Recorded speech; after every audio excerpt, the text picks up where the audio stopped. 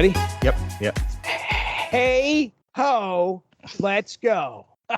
Oh my goodness. Jesse is a punk rocker. Jesse is a punk rocker. My goodness. I'm Jesse Starcher. That's Mark Radulich. We're about to get into Archie Meets the Ramones. And Archie has met a lot of people. And yeah, we're about to get into Archie Meets the Ramones. And this was essentially this happened because we saw Matthew Rosenberg after reading Hawkeye Freefall. We said, Matthew Rosenberg did something special here. What else has he done? Holy crap, he's done Archie Meets the Ramones. Now, this is the third in our trilogy of our crossovers that we're doing here. We're usually getting into the history of each of the participants in this crossover. I want to start with the not so obvious one, Archie Comics. Mark Radulich, what's your history with Archie? Absolutely none. I did not read a single Archie book.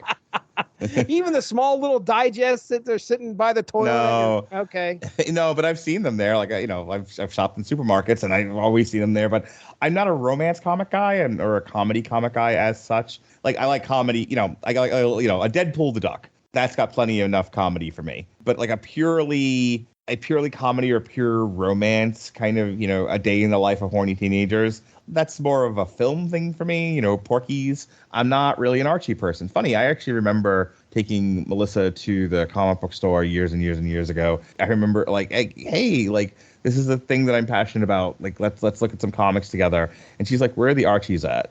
Oh, okay. But I never watched Riverdale. I was never really interested in Archie. I'm vaguely familiar with the concept, redheaded, jockish type, is constantly being fought over by a blonde and a black-haired, raven-haired gal. He's got a friend who has a high metabolism, eats a lot of cheeseburgers, very food obsessed, and they're just kids, horny kids living in the 50s or whatever era they happen to be in at the time. Archie's is kind of timeless, but it definitely comes out of like that sort of Letterman sweater greaser era. And it's fine. I get the appeal of it. Obviously Archie hits with a lot of audiences. It just never really appealed to me. Okay. Well, we've done some comics on here before. Archie Meets the Predator. Archie Meets the Predator, that is right, which apparently there's a second volume, which I have yet to read. I was gifted Archie Meets the Punisher from our good friend Stephen Marsh. And, of course, Sabrina Spellman. Some of the Sabrina comics spun out of the Archie universe. And I know you've talked some Sabrina before. I was going to say, Alexis and I, back when you were Essential, we did the Chilling Adventures of Sabrina books. Yep.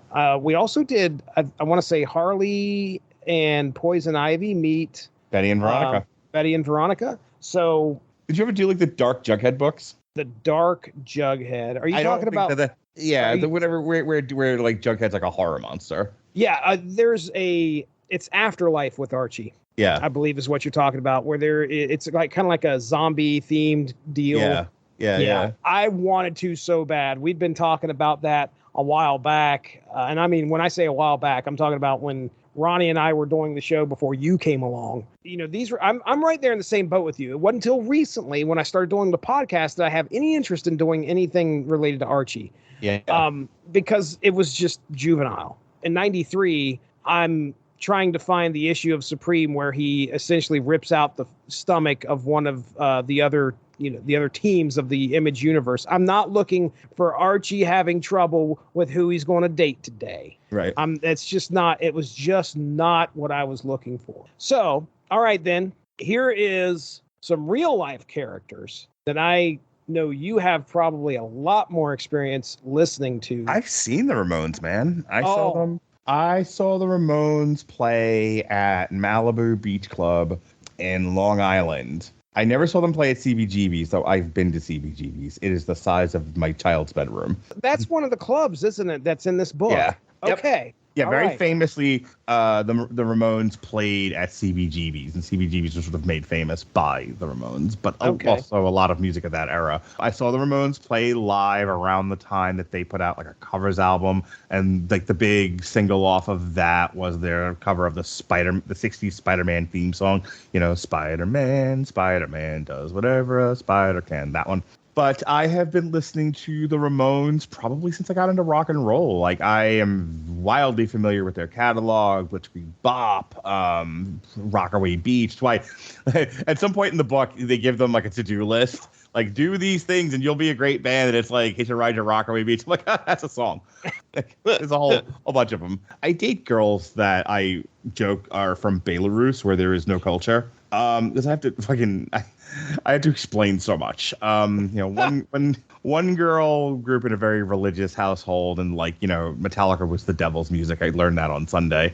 Another one, it's just she grew up just that's not part of the rock and roll culture, and stuff I take for granted, like that I think is woven into the fabric of American culture.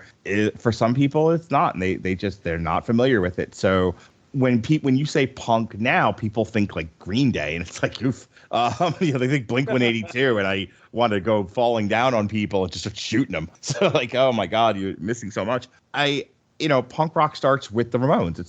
If the Ramones more or less invented punk rock music, and then I always say punk rock gets its edge, its soul from the Sex Pistols, but it gets its sound from the Ramones. Punk rock was antithetical to the arena rock that had kind of taken over rock and roll at the time. So you had all these bands, like Iron Maiden doing these huge stage shows. You had this rise from like the 60s and 70s of these giant arena rock bands that ranged from anything like Def Leppard, Foreigner, Journey, all the way to like Ozzy, Iron Maiden, etc. There was a period where everything that was rebel, everything that was counterculture about rock and roll had become mainstream. And so punk is sort of an answer to that. So you have the Ramones, because you have this complicated music that's out there between especially like progressive bands like Yes, bands like that, Steely Dan. You've got just these giant arrangements, Peter Frampton, these giant complex arrangements of music. And the reason why I'm bringing that up is it starts to kind of get away from the roots of rock and roll, going all the way back to rhythm and blues, Elvis, music of the juke joint, the black culture, everything that ran counter to mainstream white society. Rock had become mainstream white society. And so what the Ramones do is say, we're going to go back to playing like one chord. Okay. So all that complicated mess that you've turned this into, you've gotten so far away from what this should be, the music of the rebelling soul, that instead we're going to play like three chords on broken instruments. Like, I think like the Ramones didn't even know how to play their instruments in their first show. Historically. Yeah. It's some crazy story about how like the Ramones were like a shit band to start with. So you go from this very refined presentation of what a rock and roll band should be on a giant stage with props and, look at like a band like Kiss. Not exactly complicated music here, but what a production. And then there's the Ramones. It's four shaggy guys with long hair, and the hair is in their face, and they're playing at the speed of sound. They're 1, 2, 3, go, and they're just, I think like their whole first set was a half an hour. And they played like 1,000 songs. Beautiful. Crazy. And that was it. It was like, so instead of this giant production, the Ramones were just up there going, 1, 2, 3, 4. Sheena is a punk rocker. Sheena is. Okay, 1, 2, 3, 4. Hey, hit the ride to rock away beach. Okay, 1, 2, 3, 4. And it's right into the next song again. And where does moshing come from? It comes from the punk rock movement. It comes from slam dancing. People just kind of dancing, and because you're in a space the size of a small office, people are banging into each other. So like, what always got me about, do you have time for the next 12 hours while I explain the entire history of metal and rock and roll and punk rock? What used to irritate me about like the whole like 90s Seattle sound mosh movement was moshing was slam dancing, and slam dancing was people moving wildly in small spaces and kind of hitting each other, but accidentally with rhythm. That somehow got misinterpreted and turned into giant guys in basketball jerseys with huge muscles and backwards ball caps banging into each other as if they were on the football field. And that's not really moshing. That's what it's become. And at this point, I'm just tired of fighting with people about it. But like, that's not really what it was. And to this day, you'll still see people like me, old heads, just kind of dancing and grooving, and you're banging into people, and you're next to the guy who's like, come on, someone hit me, and like bang his shoulder into somebody and be like, that's not how that goes.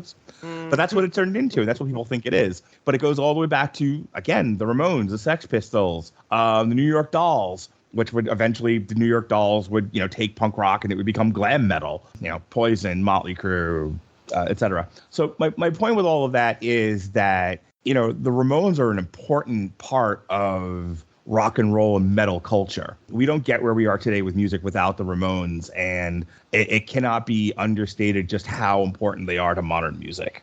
I just saw The Offspring in concert recently, and I think Simple Plan and Sum 41 opened up for them, and the place was like beyond sold out. My wife and her partner went to go see, I think, the All American Rejects and Newfound Glory.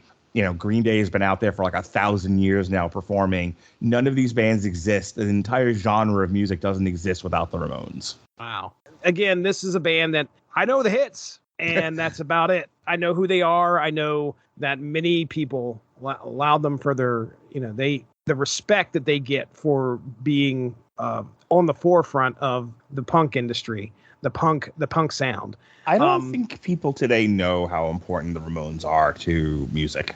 All right. Well, let's go ahead. I'll real quick. Well, this is only a one shot, which is great. They do a great job of getting this story in and out. And honestly, there's no way. I remember when I pulled this up, I was like, oh man, how many issues this is going to be? What kind of craziness is Archie going to get in with the Ramones? And I saw one issue and I was like, that's what it should be.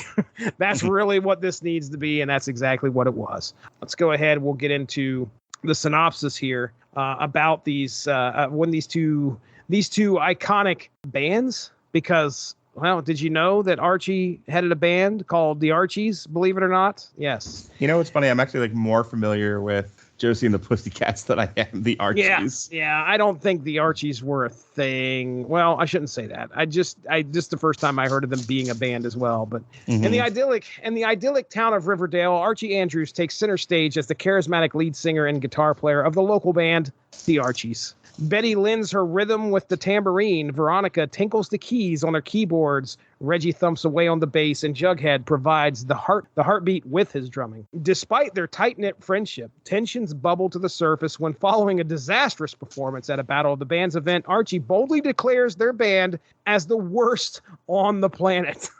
I mean, that is the first bit of dialogue in this book, is Archie just grabbing the mic and like, hey guys, we suck. Betty, the eternal optimist, still believes in their potential, but the band's mounting discord leads them to walk off the stage before their next set. Enter Sabrina, an enigmatic figure who presents Archie with a record by the iconic punk rock band, the Ramones. As Archie spins the peculiar record, a bizarre occurrence unfolds, whisking him and his bandmates back to the year 1976, just outside Max's, where the Ramones are poised to perform.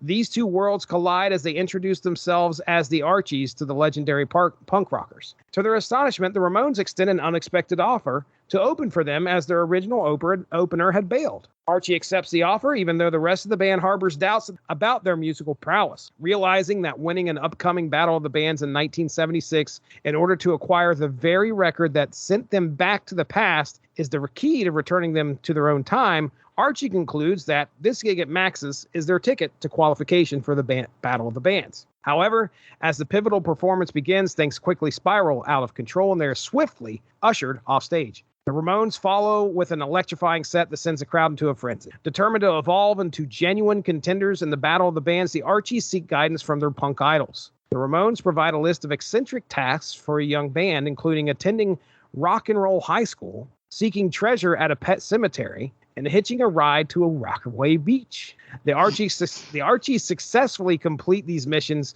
leading to a meeting with the Ramones, who impart a valuable lesson. It's not about mimicking their lifestyle, but discovering their unique voice. The day of the Battle of the Bands arrives, but the Archies are disheartened to find their name missing from the performance roster. The Ramones encourage them to seize the moment, ignore the competition, and simply have fun while hopping on stage and playing fast. Taking the Ramones' advice to heart, the Archies step on the stage, delivering a spirited performance that captivates the audience. To their astonishment, they are declared the winners, and Joey Ramone gifts them a copy of the mysterious record. When Archie touches the record, they are all transported back to the present. Reinvigorated by their time travel adventure and the Ramones' wisdom, the Archies return to their own Battle of the Bands event. Archie's father, a devoted Ramones fan, is in the audience and is gifted the signed record. In the end, Archie Meets Ramones is a tale of friendship, Mark Radulich. self-discovery. This is my favorite part of ChatGPT. Self-discovery and the transformative, and I think you'll agree with this, the transformative power of music, highlighting how a chance encounter with legendary musicians can change the course of a young band's journey, all the while striving to win the battle of the bands that will secure the record they need to return to their own time. So, a very fun story there. I guess let me go ahead and get my notes out of the way here because, I mean, number one, Mark Radlich, time travel. All right, we'll just leave it at that. How Yes, did sir. you know? Yes, we got time travel happening here, so I'm on board. Our artist, by the way, Giselle Lagasse. That's what I'm going with. I apologize. Sure, exactly. But so the art has this definite Archie feel to it. And yes, I assume that the tasks are all related to Ramones songs. And what's funny is, I know I had you on here, and I probably could have got an answer, but I asked ChatGPT anyway. I was like, are there a relationship to these songs and actual songs, or these tasks and actual songs? And of course, the one that I was confused on, because I know about Rockaway Beach. I know about Rock and Roll High School. But I was like, Pet Sematary, what the hell is that? And it turns out that in the film Pet Sematary, apparently they were brought in or put on the album to do a song called Pet Sematary. So there is, I did not know that. I learned something new. I love the touch at the end. Well, I should say in the middle, because at the end it kind of pays off, where his dad, Archie's dad, is like, man, you know, I almost saw the Ramones at one time, and I was going to get my record signed, but I couldn't get it signed, or he lost the record or something like that. And at the end, Archie gives him that record that they won at the 1976 Battle of the Bands, which was signed by the band, which was pretty cool. Also, by the way, one of the fun parts about this book is how the Ramones cannot seem to get Archie's band name correctly. And I have been known to have been called Starchy plenty of times in the past. Yes, so every time they called them the Starchies, that was me. I was a Starchy. Mr. Weatherby back in 1976 giving the band a hard time on stage was pretty funny. And it's neat to watch as they do that fetch list, those three things that the band, the Ramones, told them to do, that by the end of it, when they're all said and done, they kind of look like punk rockers. They got the jackets on, their hair's all messed up from suntan lotion. Put that in quotes. Okay, I have a question for you. As fun as this is, and you know, you kind of just said like they didn't know how to play their instruments at the beginning. That's like the lore for the Ramones. Can you actually just play fast and get over like that? There's no fucking way, right? Again, when you're, you know, a counterculture rebel youth just looking to run up the down staircase, yeah. I mean, there's an avant-gardeness to it.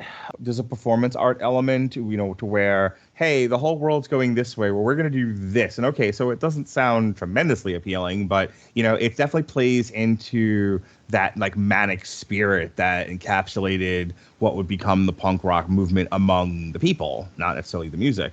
Again, the Ramones music is not tremendously complicated. Okay. Yeah. Like you go back and listen to those early records, it's a lot of the same beat. And again, so you're playing a small club with a lot of like angry, like half-educated kids, you know, with fucking clothespins in their ears, and you're just going 1, 2, 3, 4, you know, you know, and people are just like banging into each other. You know, there's a frenetic, frantic, manic energy to it, to where you're less interested in the rhythm and more interested in the energy. Okay.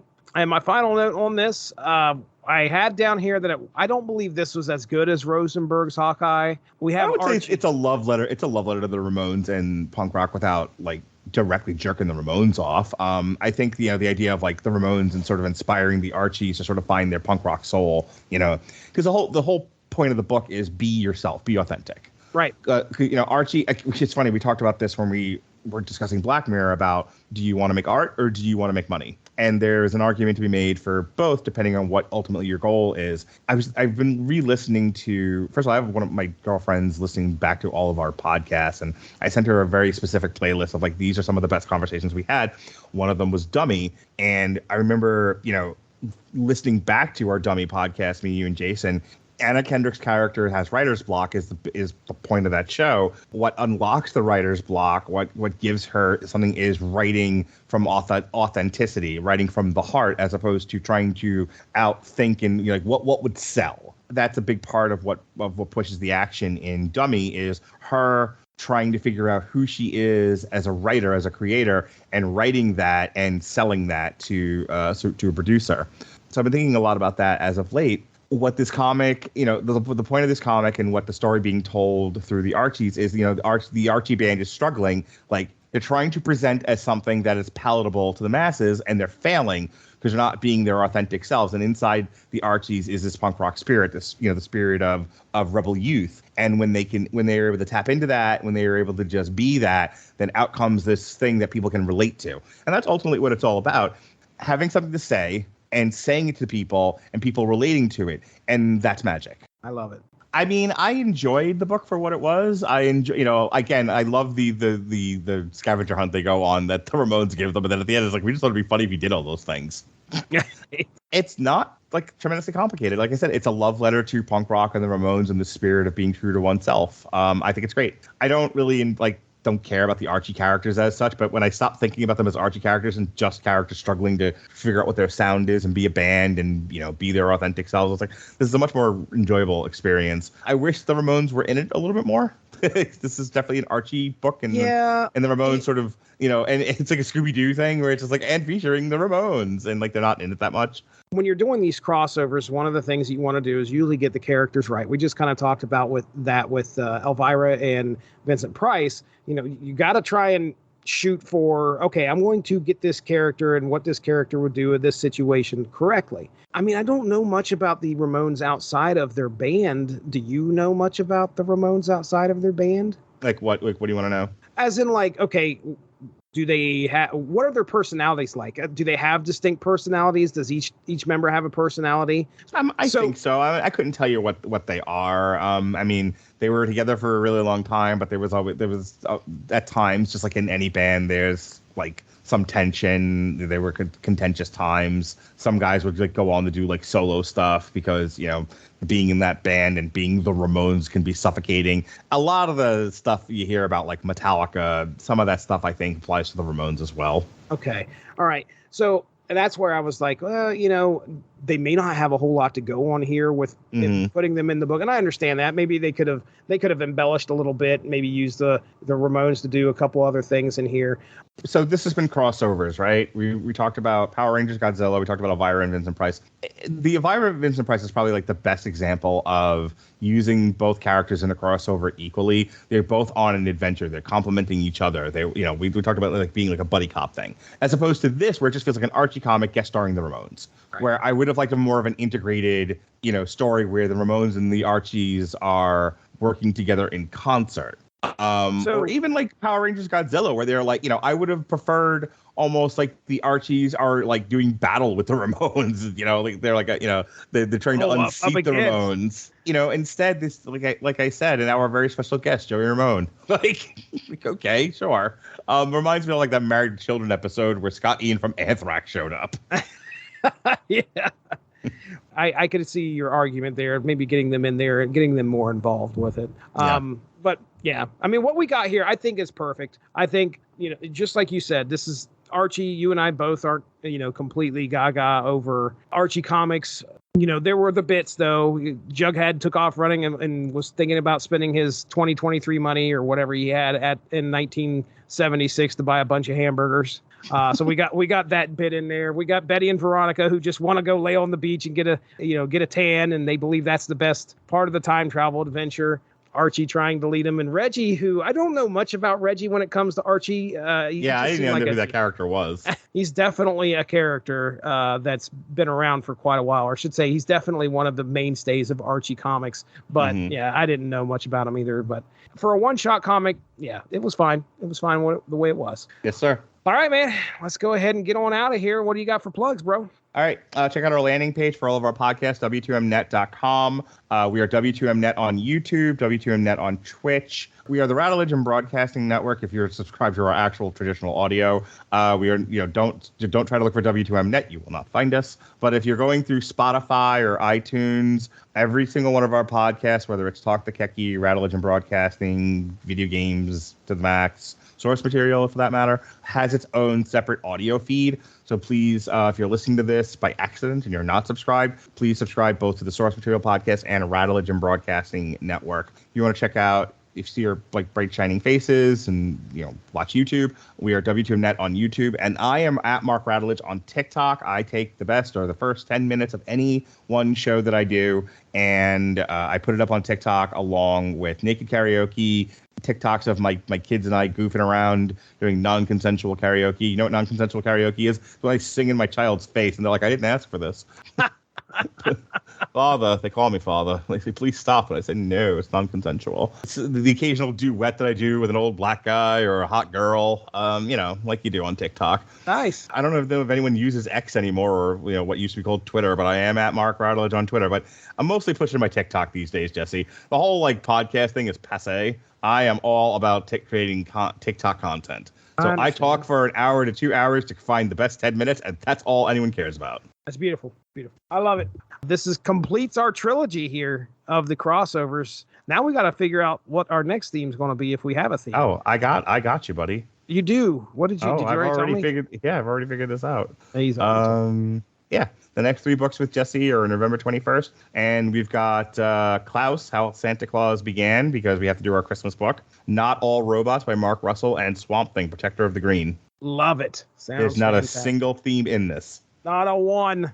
It's shit I wanted to talk about and one Christmas comic. Yeah, you had Christmas and then the Green. And what was the other one? Not All Robots by Mark Russell, because you and I talked about doing another Mark Russell book. Yes, we did. Because you and I are the few people on Earth who can talk about Mark Russell and not get into a fist fight. It's that's true. It's the cornucopia then. We'll call it the cornucopia. The cornucopia, yes. There you go. Some podcast goodness. But I've got more. I got another one for you. I got in January. Got Gordon of Gotham, Batman, Gordon of Gotham 1-4, Batman GCPD 1-4, and Batman Gordon's Law 1-4. Psst, it's a book I got from Ollie's. It combines all 3. All right, that's it. That's Mark Radulich over there. I am Jesse Starcher. We'll talk to you soon. Thanks for joining us. Have a good one. Bye-bye.